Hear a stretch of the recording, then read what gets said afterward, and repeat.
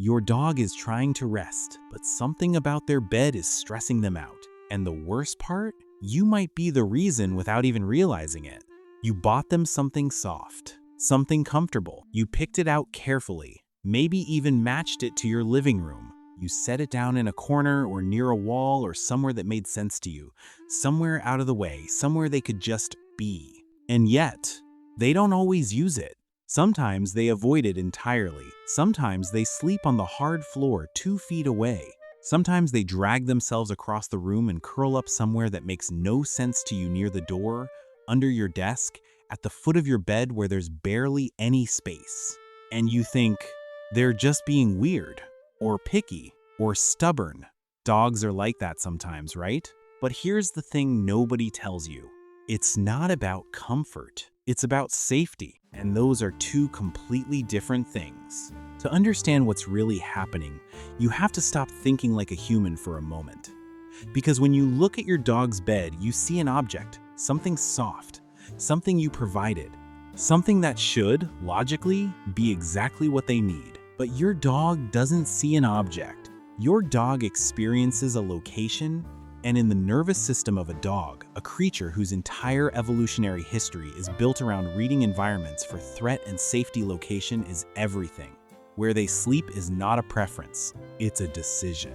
A careful, instinct-driven evaluation of the space around them. Every time they lie down, some ancient part of their brain is asking one question before anything else. Is this safe? Not comfortable. Safe. This is the distinction most owners never consider. And it's the reason a perfectly good bed goes unused while your dog chooses the cold floor instead. The mistake most people make is placing the bed based on convenience, based on what works for the room, based on what looks right to human eyes, not based on how a dog experiences space. And this matters more than almost anything else you can do for your dog's well-being, because dogs don't just rest in places they find soft. They rest in places where their nervous system can finally exhale. Think about what it means for a dog to truly relax. It means their vigilance goes down, their awareness softens, they stop scanning, they stop monitoring, they allow themselves to be for a little while unguarded. That only happens in one kind of place. A place that feels safe. So let's talk about the first way beds go wrong. And it starts with where you put them. Beds placed in isolated corners, tucked away behind furniture, pushed against a wall in a quiet room, somewhere out of the way, can actually feel deeply unsafe to a dog. Because isolation, in dog psychology, is not peace. Isolation is vulnerability. When a dog is separated from the activity of the household, cut off from sound and movement and the presence of their people, they don't feel calm. They feel exposed, alone in a way that triggers low-level alertness rather than rest. But here's where it gets more complicated, because the opposite is also true. Too exposed is also unsafe. A bed placed in the middle of a busy room, in an open space where foot traffic passes on all sides, where there's no wall behind them, no visual boundary that's overwhelming in a different way. The dog can't settle because they have too much to monitor. Every movement, every sound, every person walking past requires attention. The nervous system stays activated, not from fear exactly, but from overstimulation, from never being able to turn off. So what dogs are often doing when they leave their bed and choose somewhere else is making a spatial decision. They're finding the place in your home that gets the balance right. Enough enclosure to feel protected. Enough visibility to feel informed. Which brings us to the second layer. Moving the bed frequently, even with good intentions, breaks something important: familiarity. And familiarity, for dogs, is not just preference. It's the foundation of security. When a dog knows exactly where their bed is, they carry that knowledge in their body. They can return to it without thinking. They can orient themselves to it in the dark. It becomes a reference point in their mental map of your home, and that mental map is how they feel safe in a space. It's how they know where they belong. When you move the bed to clean the floor, to rearrange the room, to try a new spot, you're not just changing an object's position. You're removing a landmark from your dog's internal world. Some dogs adapt quickly. Others carry that disruption longer than you'd expect. They sniff the old spot. They circle the new one. They take days to trust it. And in that window, rest becomes harder. Not because they're being difficult, because their nervous system genuinely doesn't know yet if this new location is safe. Consistency in dog psychology is not just routine, it's security made physical. But here's the part nobody tells you. The third layer, the one that quietly undoes everything else, is visual control. If your dog can't see the room from their bed, they can't fully relax. Not because they're anxious dogs necessarily, not because something is wrong with them, but because visual access to the environment is how a dog's nervous system decides it can stand down. When they can see what's happening around them, who's coming and going, where the movement is, where you are, they can monitor. And monitoring, for a dog, is not stress. It's management. It's the thing that allows them to rest. Take that away and the brain stays on alert. Not dramatically, not obviously, but quietly, persistently in the background.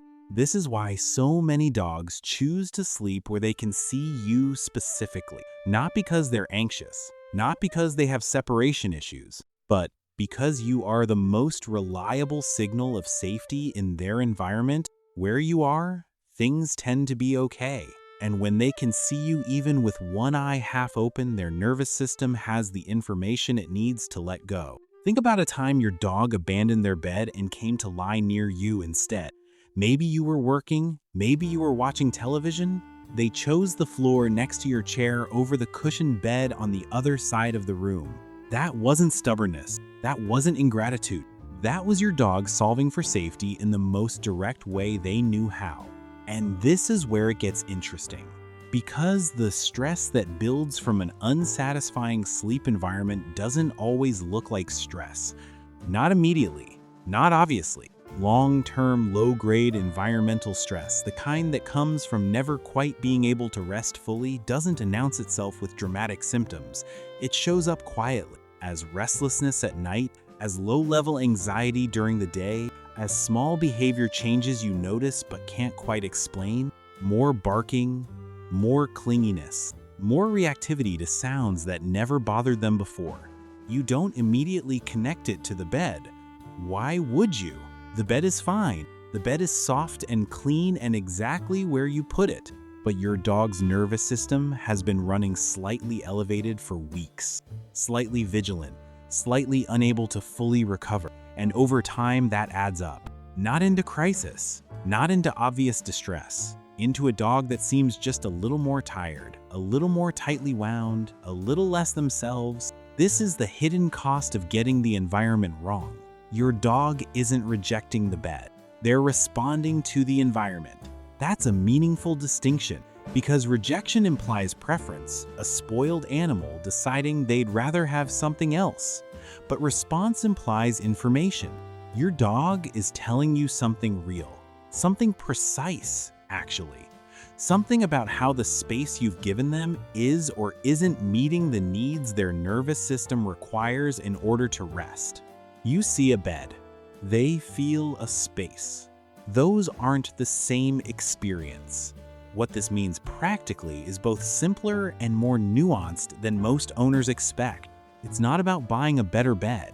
It's not about getting a fancier material or a larger size. It's about placement. It's about thinking about where your dog already chooses to rest naturally and asking yourself why. Usually, it's near you. Usually, it's somewhere with a wall behind it. Usually, it's somewhere with a clear sightline into the room. Usually, it's somewhere that balances enclosure and openness in a way your dog's body understands as safe.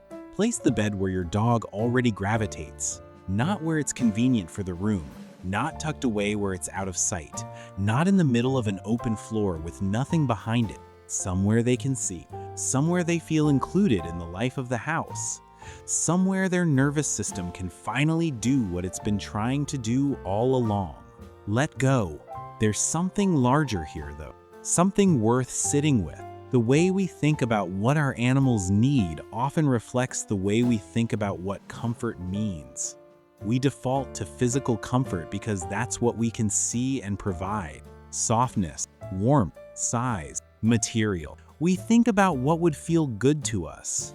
But animals, and this is true of dogs more than almost any other companion animal, don't primarily experience comfort as physical sensation. They experience it as safety, as the nervous system's recognition that it is okay right now to stop watching. That distinction matters because it means that providing for your dog isn't just about giving them nice things. It's about understanding how they experience the world. It's about reading what they're telling you when they leave the bed you chose and curl up somewhere that makes more sense to them. They're not being difficult. They're being honest. A good owner doesn't just provide comfort. They create safety. And creating safety requires seeing your home the way your dog sees it.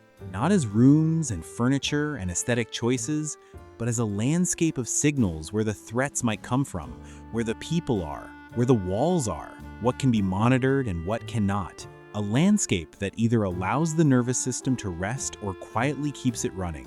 Your dog has been navigating that landscape since the day they came home, quietly reading it, adapting to it, trying to find within it the one thing they need most, a place where it feels safe to close their eyes. Because your dog doesn't sleep where it's soft. They sleep where it feels safe.